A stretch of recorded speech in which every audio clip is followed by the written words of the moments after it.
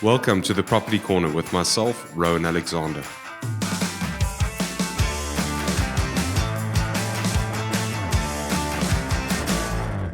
On today's episode, I'm going to give you an exciting update about my investment property venture for 2024. So as you guys are aware, I bought a property end of 2023. It was completely run down. It was in a very bad state. And over the past couple of months, I've gone through the process of cleaning it out, stripping it bare, and I've submitted an application for rezoning to the city of Cape Town. The property I've shared with you where it is, what it is, and the options that I was considering leading up to this point of actual submission. And it became quite a hotly contested discussion as to what I would end up doing, making these sort of financial decisions and going in a certain direction which will have financial implications and can't be reversed quickly. It takes a lot of consideration. So it's not something that I went into hastily. So initially when I bought the property, my idea was to create office space. And because I'm a business owner in the area, I know what the demand is for this sort of space because I'm in the real estate industry. It helps me comprehend and grasp that better. I don't trade in offices, but I've got a good comprehension for it, and I have a network and resources who are able to assist me in that way. And that was my direction. Midway through this process, I pivoted and I moved towards creating an ECD, an Early Childhood Development Center. And the motivation for that was more on a personal level than from a business perspective. Yes, as the landlord, I will ultimately be the landlord renting this property out to a school. But where it becomes closer to home is the fact that my mother is a retired headmaster or headmistress, and my wife is an active teacher.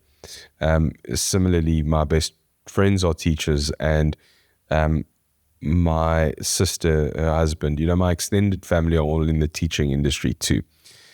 So this is a conversation in my family on a personal level that comes up every year or two, when we're starting a school and when will this business opportunity arise. And it was something that was identified by one of my family members to say, well, Rowan, you've bought this property for offices, but this is actually a very good space to create an ECD. And that then I had to put my landlord hat on again and say, well, if I do go down this route, what would the rental returns look like if compared to an office park or office block or office building? And what is it going to cost me to get to that point? Because it's still important for me as the landlord and the property owner to distinguish between those two. The moment I put my property into this venture as a landlord and view it in conjunction with a business, then the lines could become blurred. And for me, it's important that the primary investment and the property space, be looked at independently and is feasible independently. So I went through that process. I sat with the architect, Eugene.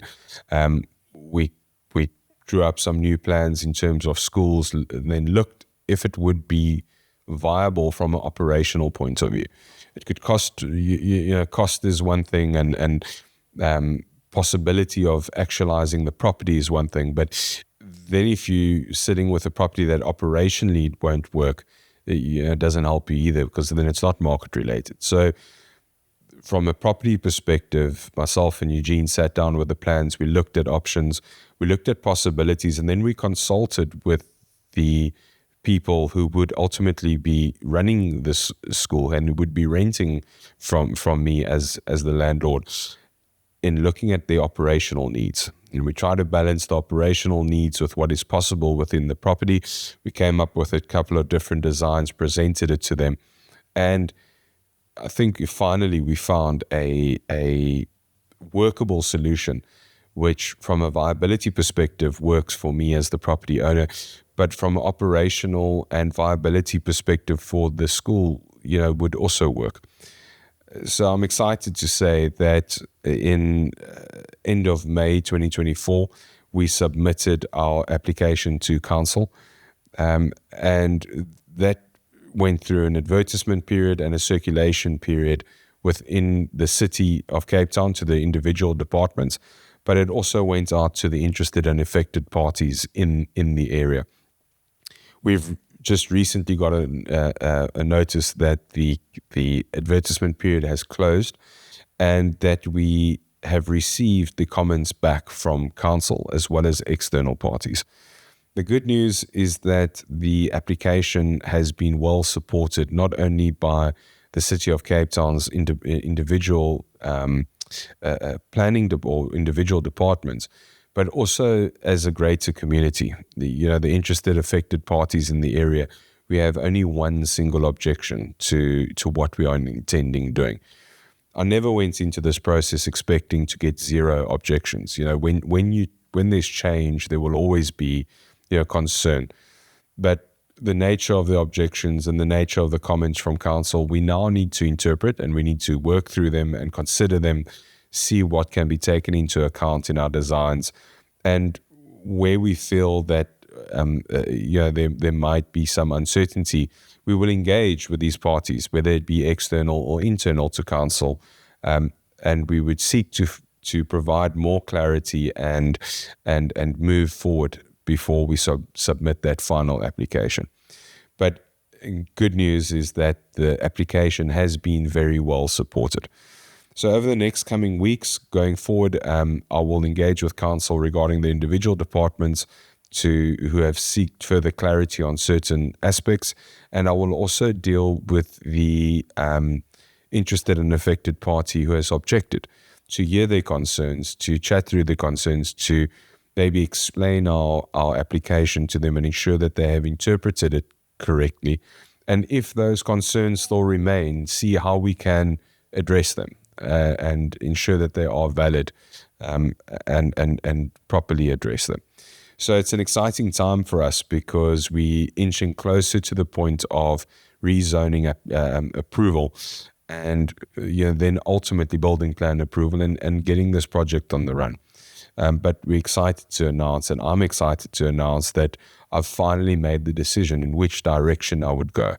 And as a landlord in isolation, there's also been a rewarding part in this journey where learning more about the operations of a school and their needs and facilities in the areas and how we would be able to compare and compete as a building owner with what there is currently in the market. That really excites me, and I think, especially irrespective of who I end up renting it out to, whether it be to my family who start a business or whether it be to external parties, what excites me is that we have a blank canvas from which to start. So we can really tailor the property to the needs of that market. And that's always been my objective, and that's always been the belief. So stay tuned. We're going to be sharing some insights and what the objections were and what comments we received, and providing you with insights into that application, the process. As we work through it, I will share this journey, and we'll start getting into the real nuts and bolts of what it takes to getting that property rezoned and actually creating a product which we can ultimately generate rental income from. So if you've enjoyed this, if you've been hanging on sort of to this journey, you'll know that it's been a long one, and there hasn't been, initially it started off quick and it sort of tapered down because we went through this planning phase and we went through the application phase.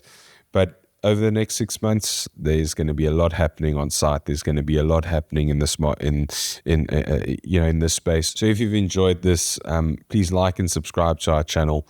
You can find us on YouTube for the video platform, and Spotify and Apple Podcast for the audio only versions.